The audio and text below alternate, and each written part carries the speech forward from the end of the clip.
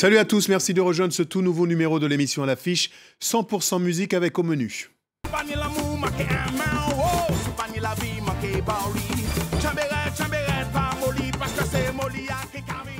La découverte du premier album international de l'artiste martiniquais Max Mona, entre tradition et fusion. 20 berges, l'amour en caserne, le cœur en guérite, le fort de Vincennes, les yeux de Marguerite.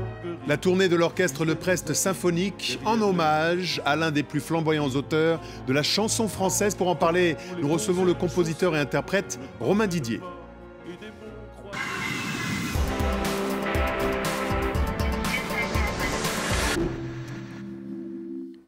Messieurs, soyez les bienvenus sur ce bel écrin, le nouveau salon où l'on cause musique. Vous connaissiez, non? Vous avez fait découverte mutuelle. On s'est découvert dans les coulisses. Voilà, dans les coulisses. On est très heureux de vous accueillir. Max Mona, vous êtes originaire de Madrid. Un bel bonjour, en bel bonsoir. Bel bonjour. C'est comme ça qu'on dit en créole. Ça dépend de l'heure à laquelle vous allez nous recevoir chez vous. Vous êtes originaire de la Martinique et vous offrez à la postérité, on l'espère, votre premier album. Exactement. International, parce qu'en fait, les Martiniquais le connaissaient déjà, mais là, vous venez à la rencontre du grand public. Exactement. Je veux faire découvrir un peu ce que je fais et puis c'est mon premier album. Donc merci à toi de m'avoir reçu aujourd'hui et à France 24 de me permettre de pouvoir présenter mon album aujourd'hui. Alors vous êtes un peu une forme de gardien du temple de l'authenticité, on dira tout à l'heure, parce que vous êtes le fils d'un immense artiste qui est, on va dire, légataire, testamentaire et qui garde lui-même la tradition de tout un peuple. Mais sur cet album, plus précisément, vous êtes en phase avec cette idée que c'est le terroir de la tradition que vous mélangez avec la modernité. Exactement, je mélange parce que moi je suis à la fois de la Martinique, mais j'ai vécu longtemps à Paris, donc mes influences sont autres aussi. Ça m'a permis de découvrir beaucoup de styles de musique. Donc voilà, quoi. Ma musique, elle est mélangée à la fois avec les instruments du pays, le tambour, la flûte de bambou, le tibois, le chacha, et à la fois avec les synthés, guitare électrique et puis la batterie, quoi. Donc ça fait un beau mélange. Et puis moi, je me suis révélé un peu sur révélation de ma vie, je vais dire. Alors le tibois, le chacha, ça donne un peu tout ça, regardez. Authentiquement, yeah, authentiquement carrété. Authentiquement, yeah, authentiquement qu'aille parler. Authentiquement, yeah, authentiquement qu'aille danser. Authentiquement, yeah, authentiquement carrété. Martinique pour elle, c'est authentique. Mais à écouter les autres, tout fait comprendre que c'est moi qui suis critique. Pas garder les autres, payer les tous apports, mais ouvrir la porte et moi-même, garder nous ces autres. Authentiquement, yeah, authentiquement carrété.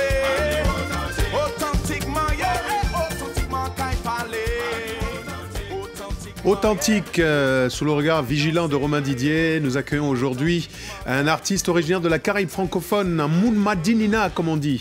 Hein, c'est vous, hein, Max Mona, on vient de voir Authentique, c'est le titre. Alors vous êtes le fils d'un immense artiste, c'est Eugène Mona, qui est parti trop tôt, mais qui était le gardien de la tradition, qui mélangeait donc le rituel, la flûte, le tambour, le belay. Le belay, c'est la musique traditionnelle du pays. Mais vous êtes au départ pas du tout parti pour la musique, c'était plutôt le foot, non? C'est vrai que moi, je suis un footballeur né, quoi. Tout simplement, j'ai fait pendant 17 ans de football et ensuite, après, je me suis confronté à moi-même, en fin de compte, parce que plusieurs rencontres et puis plusieurs faits dans ma vie m'ont fait voir que bon, je devais quand même m'initier à la musique et puis voilà, quoi, j'ai réussi à prendre le stylo et à écrire. Alors Eugène Mona, c'est un grand monsieur. On a la chance d'avoir des images, un extrait d'un documentaire sur la route de Mona. On regarde un extrait pour ceux qui découvrent Monsieur Eugène Mona.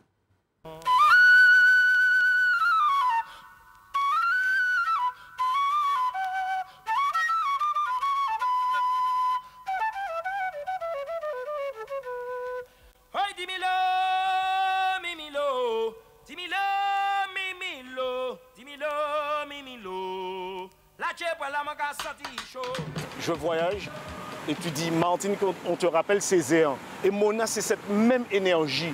Il suffit que tu arrives dans des endroits, tu dis Mona. Les gens, ah ouais, un poète avec des tambours nu-pieds, des trucs comme ça.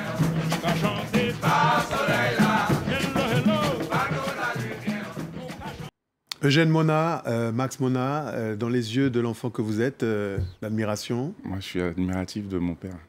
Je reste voilà quoi, émerveillé de voir tout ce qu'il a fait et puis avec qui il l'a fait et puis comment il l'a fait, parce que c'est vrai que on dit dans notre pays que la vie artiste raide, ça veut dire que voilà quoi, vivre de sa musique, être musicien, artiste, c'est dur quoi. Donc je vois qu'il a fait de grandes choses avec le peu qu'il avait, je veux dire. Romain Didier, j'imagine que ça vous touche, ça vous interpelle, cette transmission patrimoniale, c'est un peu le même chemin quelque part que vous prenez? Oui, c'est un peu ça. Je trouve que d'abord, ce qui m'interpelle, c'est effectivement le fait de respecter la tradition, et en plus on est plus fort parce qu'on se métisse, parce qu'on fait des choses avec d'autres esthétiques, parce qu'on fait des rencontres. Et imaginez tous ces instruments dont a parlé Max avec les instruments, les guitares électriques, tout ça. Je trouve ça. Il faut faire des fusions quoi, pour exister longtemps. Et je trouve ça très fort. Et c'est un peu le même cas, c'est-à-dire nous c'est Le Prest qui était un immense auteur. Avec qui j'ai beaucoup travaillé pendant 26 ans. C'était un ami? C'était un ami et qui d'un seul coup disparaît au moment où on fait un album symphonique. On avait ce projet symphonique et on mélange un petit peu des outils classiques à la chanson, et ça fait c'est Le Prest en symphonique. Alors, c'est 4 artistes au parcours composite qui s'agrègent autour de cet hommage. C'est Clarica, c'est Sanseverino, c'est Cyril Mokaesh, et c'est vous, Romain Didier, et ça donne ça sur scène, un hommage donc à un auteur, un parolier, un poète pas assez connu, en tout cas au titre de ce qu'il mériterait. On regarde. L'odeur du fric, quel goût ça a, l'odeur de l'eau. Est-ce qu'on peut tout mettre en musique?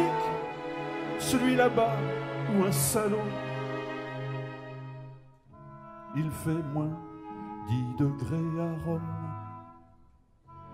Ouvre les chevaux quand il dort.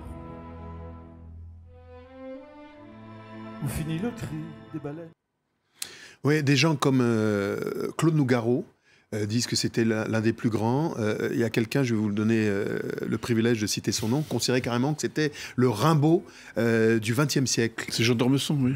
Mais c'est vrai que quand les gens disparaissent, ils vont rejoindre une sorte de toile de fond où il n'y a plus de distance, où en fin de compte, il n'y a pas plus d'éloignement entre nous maintenant et Brassens et Brel que Le Prest. Et que Le Prest, pour moi, j'ai eu la chance de travailler avec lui, on a eu la chance de le connaître, mais c'était de la même force, bien sûr, que Brel, que Brassens, que ces gens-là. On en parlera de plus en plus.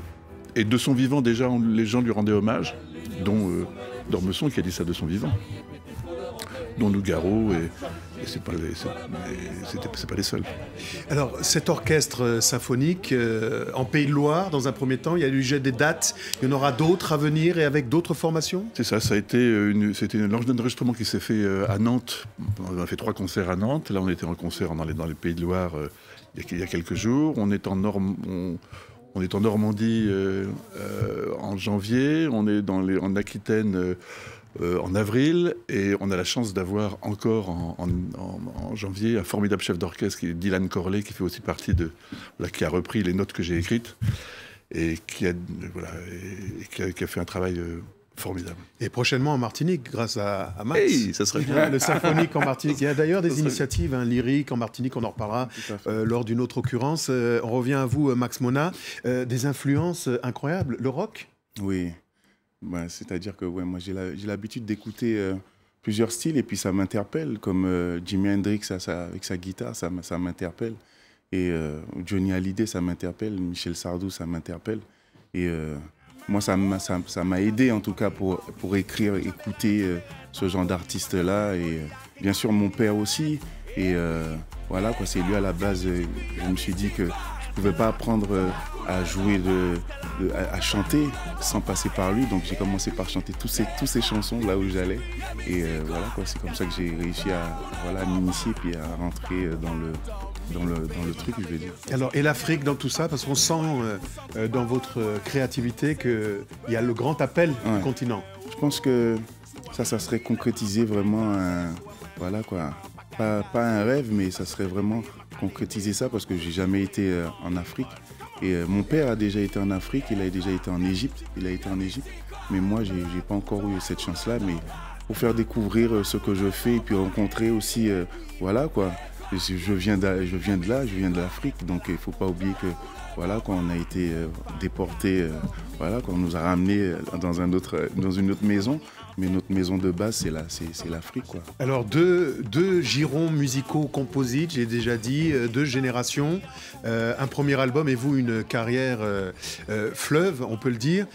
Il n'y a pas de conseils à donner, hein. Les conseils ne sont pas les payeurs, mais qu'est-ce que vous avez envie de dire à Max? De garder l'énergie qu'il semble avoir, et voilà, ça c'est formidable, il donne envie d'en savoir plus. Ouais, voilà, moi, je regarde ce que vous nous montrez, je le vois, effectivement, on a envie dès que je vais rentrer, je vais me renseigner là-dessus. Le symphonique n'est pas un art élitiste, il est ouvert, le public qui vient vous voir, c'est un public... C'est la politique culturelle qui crée des élites là où il ne devrait pas y en avoir. Je trouve que tout ce qui est beau devrait appartenir à tout le monde. Donc, et c'est pour ça que je dis qu'il faut faire se croiser les esthétiques et faire en sorte que les orchestres symphoniques voilà, se retrouvent avec du rap, de la chanson, avec ce qu'on veut, mais mêlons les choses et apportons le mieux au plus grand nombre. L'essentiel, c'est la qualité. Merci à tous les deux d'avoir été des nôtres. Merci. Rendez-vous sur Internet pour en savoir un petit peu plus, à la fois sur cet hommage à Monsieur Alain Leprest, mais également sur le premier album Cuvée Royale de Monsieur Mona Max, l'héritier. C'est déjà, hélas, la fin de cette émission. Merci à toutes, à tous de l'avoir suivi. N'oubliez pas que vous pouvez bien sûr la retrouver sur france24.com ainsi que sur tous les réseaux sociaux. On se quitte avec des images d'Afrique, ça devrait vous parler, Max. Un jeune artiste congolais, Inosbi, il est originaire de la ville de Goma. Il est à la fois rappeur, danseur, jongleur de mots, et c'est l'une des sensations du moment. Regardez, c'est lui.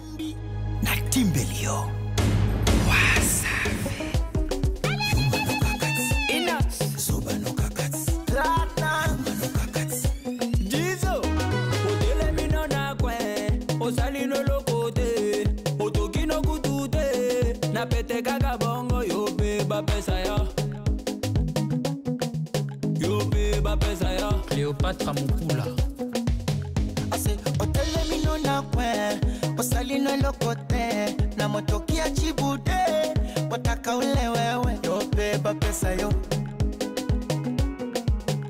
beba pesa yo les pacificateurs jusqu'au bout.